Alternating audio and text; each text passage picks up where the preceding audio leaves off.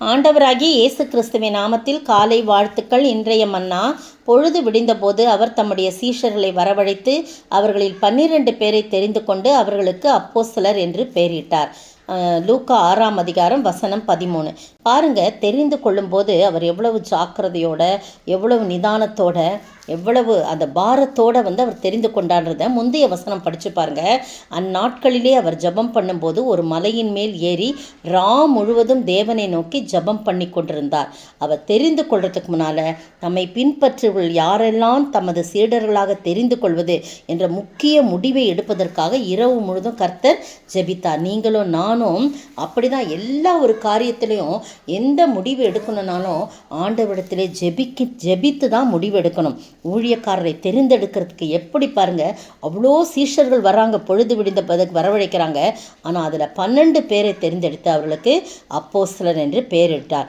அந்த யார் யாருன்றதை நீங்கள் அப்புறம் 14 16 வசனங்களை படித்து பாருங்கள். எல்லாரையும் தெரிந்து கொண்டு பின்பு அவர் அவர்களுடனே எல்லாரையும் வரவழைக்கிறார். மலையில் தான் வரவழைக்கிறாரு. பின்பு அவர் அவர்களுடனே இறங்கி வரார். கீழே சமனான ஒரு இடத்துல வந்தார். அவர் அங்கே அவருடைய சீஷரில் அநேகம் பேர் அவருடைய உபதேசத்தை கேட்கும்படி வராரு. அப்போ இவர் என்ன பண்ணுறாரு, எதுக்காக தெரிந்து கொண்டானது மத்தேயு பாருங்கள். மத்தேயு எழுதின சுவிசேஷம் 10ஆம் அதிகாரம் 1ஆம் வசனம். அவர் தம்முடைய 12 சீஷர்களை தம்மிடத்தில் வரவழைத்து அசுத்த ஆவிகளை துரத்தவும் சகல வியாதிகளையும் சகல நோய்களை நீக்கவும் அவளுக்கு அதிகாரம் கொடுக்கிறார். அதுக்கு பிறகு பாருங்க, கட்டளை கொடுக்கிறார். அதிகாரம் அவங்களுக்கு தன்னுடைய அதிகாரத்தை அவர் கொடுக்கிறார். முதல்ல அவர் காணாமற் போன ஆடுகளாகி இஸ்ரவேல் விட்டு அடுத்து தான் அனுப்புகிறார்.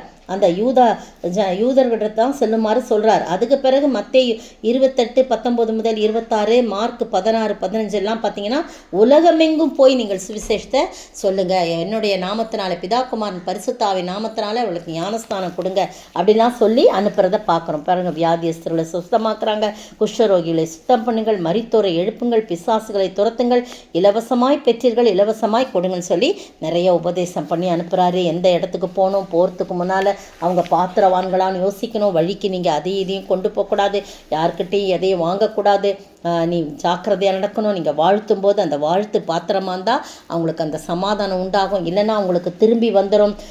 எவனாவது உங்களை ஏற்றுக்கொள்ளாமல் உங்கள் வார்த்தைகளை கேளாமல் போனால் அந்த வீட்டையாவது பட்டணத்தையாவது விட்டு புறப்படும் போது உங்கள் கால்களில் படித்த தூசியை கூட நீங்கள் உதறி போட்டு வரணும் அப்படின்னு சொல்லி நிறைய அவர் இன்னொரு வார்த்தை சொல்கிறாரு. 16ஆம் வசனம் மத்தேயு 10:16. ஆடுகளை ஓநாய்களுக்குள்ளே அனுப்புகிறது போல இதோ நான் உங்களை அனுப்புகிறேன். ஆகையால் சர்ப்பங்களைப் போல வினா உள்ளவர்களாகவும் புறாக்களைப் போல கபடற்றவருமாய் இருங்கள். எவ்வளவு கரிசனையுள்ள ஆண்டவர் பாருங்க. வெறும் தெரிந்து கொண்டு நீங்கள் போய் ஊழியம் செய்யுங்கன்னு அனுப்பாமல், என்னுடைய ஆடுகள் நீங்கள், நான் பாருங்க, நான் மேய்ப்பன், நீங்கள் ஆடுகள், என்னுடைய ஆடுகளை ஓநாய்களுக்குள்ளே, மோசமான இந்த உலகம் எத்தனை கரிசனை உள்ள ஆடுகள் ஆண்டவர் பாருங்க. நாம் ஆடுகள், அவர் நமக்கு மேய்ப்பன். உலகம் ரொம்ப மோசமான உலகமாக இருக்குது. ஓநாய்களைப் போல அவர்கள் தந்திரம் உள்ளவர்களாய், அவர்கள் ஒரு விதமான விஷமுள்ளவர்களாய் காணப்படுறாங்க. அவங்களுக்குள்ள நான் அனுப்புகிறேன். ஆனால் அதனால் நீங்கள் என்ன செய்யுங்க, சர்ப்பங்களைப் போல வினா உள்ளவர்களாய், எல்லாம் இன்னசென்ட்டாக நினச்சி எல்லாரையும் நம்பிடாதீங்க. ஒவ்வொரு சமயம் நீங்களும் புத்தியாக நடந்துக்கப்பாங்க. அதான் என்கிட்ட அடிக்கடி எல்லாரும் சொல்லுவாங்க, புத்தியாக நடந்துக்க பாருங்க, எல்லாரையும் நம்பிடாதீங்க அப்படின்னு சொல்லுவாங்க. யாராவது ஒருத்தர் அப்படி பேசினாங்கன்னா நான் ரொம்ப இறக்கப்பட்டுருவேன். ஆனால் கடைசியில் அவங்க ஏமாற்றுக்காரராக இருப்பாங்க. நிறைய ஏமாந்திருக்கு. ஆனால் ஆண்டவர் சொல்கிறாரு, சர்ப்பங்களைப் போல வினா உள்ளவர்களும் புறாக்களைப் போல கபடற்றவர்களுமாக இருங்க. எப்பவுமே நீங்கள் சூட்சமாக இருக்க வேண்டாம். புறாக்களைப் போல கபடற்றவர்களாக இருங்க. ஆனால் அதே சமயத்தில் சர்ப்பங்களைப் போல வினா உள்ளவர்களாக இருங்க. மனுஷரை குறித்து எச்சரிக்கையாக இருங்கள். அவர்கள் உங்களை ஆலோசனை சங்கங்களுக்கு ஒப்பு கொடுத்து தங்கள் ஜபாலயங்கள் உங்களை வாரினால் அடிப்பார். இதெல்லாம் சொல்லித்தரார். அப்போ இந்த சீஷர்களை தெரிந்து கொண்டார், தமக்கென்று தெரிந்து கொண்டார். அவர்களுக்கு புத்தி சொல்கிறாரு, அவர்களுக்கு அதிகாரம் கொடுக்குறாரு, அவர்களுக்கு கட்டளை கொடுக்குறாரு, கரிசனையோடு நிறைய ஆலோசனை சொல்கிறார். உங்களை என்னை ஆண்டவர் தெரிந்து கொண்டிருக்கிறார்.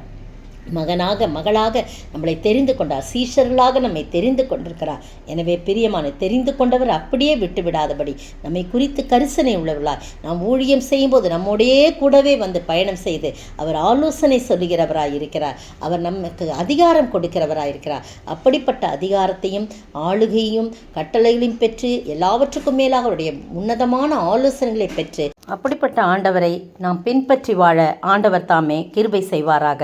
ஆமேன். அழைத்தீரே இயேசுவே, அன்போடு என்னை அழைத்தீரே, ஆண்டவ சேவையிலே மரிப்பேனே, ஆயத்தமானேன் தேவே, ஆண்டவர் சேவையிலே மரிப்பேனே, ஆயத்தமானேன் தேவே, அழைத்தீரே. ஸ்தோத்திரிக்கிற ஆண்டவரே, துதிக்கிற ராஜா, நீர் எங்களை அழைத்து தெரிந்து கொண்டீர் ஆண்டவரே. உம்முடைய சேவையை செய்து உமக்காகவே வாழ, கடைசி வரைக்கும் உமக்காக வாழ்ந்து மரிக்க நீர் உதவி செய்யுங்க. இயேசுவின் நாமத்தில் செபிக்கிறேன் பிதாவே, ஆமேன். நேற்றைய பதில், ஆபிரகாம் தேவனை விசுவாசித்தான், அது அவனுக்கு நீதியாக எண்ணப்பட்டது என்று வேத வாக்கியம் சொல்லுகிறது. ரோமர் 4:3. இன்றைய கேள்வி, எது எதை உண்டாக்குகிறது? எது இல்லாவிட்டால் மீறுதலும் இல்லை. எது எதை உண்டாக்குகிறது? எது இல்லாவிட்டால் மீறுதலும் இல்லை.